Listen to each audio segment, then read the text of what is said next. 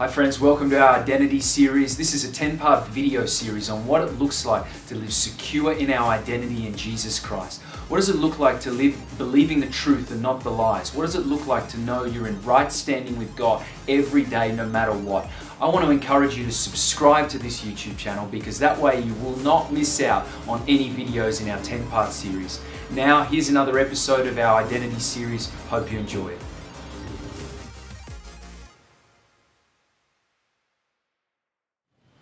Hi friends, we're continuing our video series on identity today. We're asking this question: what is my value?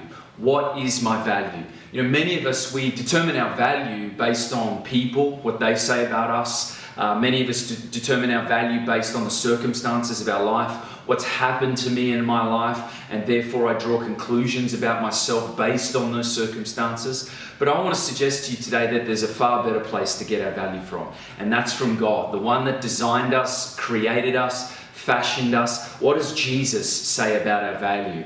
You know, it's incredibly liberating when we get our value from the one that loves us, the one that determined and deemed us incredibly valuable. When we get our value from God, it's a liberating place. It's stable, it's not changing, it's the same, it's constant. When we get our value from God, we're in a place of liberation. You know, Jesus told a story. He told an incredible story, very short one, but incredibly powerful. And that story was of a merchant. And the merchant was seeking beautiful pearls. The merchant was wandering from town to town seeking beautiful pearls. And when that merchant, that business person, when the merchant found a pearl of great price, it says he sold all that he had to buy the pearl of great price. That merchant sold all that he had to buy the pearl of great price. And Jesus ended the story there. It's short, but it's powerful. Let me tell you about that story. That's a story of Jesus himself. He's the one searching for pearls. Jesus is the merchant. He was likening himself to a business person. Guess who the pearls are? That's you and I. We are the pearls that the businessman is seeking, the business person seeking. We are the pearls. We are the pearl of great price. That's what Jesus was saying in that story, that you and I are pearls of great price to him. And you know, it's really interesting to note that it was actually the business practice, it was the business of the merchant to be looking for pearls. That was what he was about. He was searching after beautiful pearls. That's him looking to bring us to himself. He's looking to bring us back to him, back into relationship with him, because as we're all aware, we've wandered off. We've wandered off from him. And the businessman, the merchant, was seeking to bring us back to himself. You know, it's interesting, the Greek word there that is in the text that's used by Jesus is the Greek word zeteo. And that actually carries the meaning of not just seeking beautiful pearls, the words we have it in English, seeking. It actually carries the meaning, a deeper meaning, of desiring. The merchant was desiring beautiful pearls. That means that the merchant was not just doing his business, the merchant was moved at the heart level. The merchant was moved in his heart, moved in his emotions, moved in his affections. And so the businessman is actually seeking pearls and he's moved at the heart for these pearls. He's moved at the heart level. There's an affection for the pearls in his heart.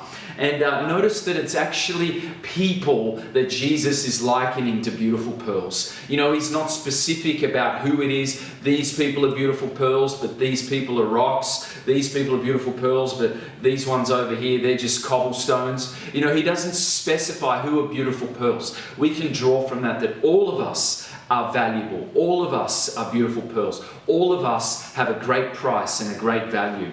You know, I remember reading about the great Nelson Mandela some years ago, and I was reading a biography on Nelson Mandela, the great South African political leader, that great freedom fighter that brought tremendous liberty to a race of people in South Africa.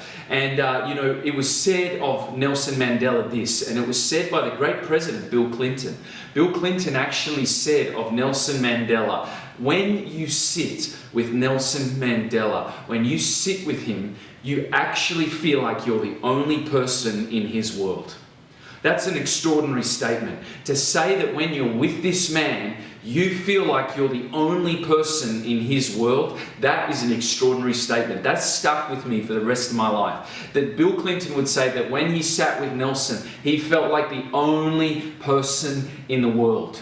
Friends, I want to tell you that that's a little bit like how it feels to sit with Jesus. When we sit with Jesus, we feel like we're the only person in the world. And the reason for that is Jesus, in his love and in his affections for us, makes us feel valuable. Jesus' words, his actions, what he demonstrated at the cross says, I value you so much that it's like you're the only person in the world. And finally, I want to say this, that, the merchant sold all that he had to buy the pearl of great price. In the story that Jesus told, it said that the businessman, he sold everything for that pearl of great price. That is an expression of Jesus' death on the cross and his resurrection. God sent his one and only Son, Jesus, to die on the cross, to die for us, his one and only Son.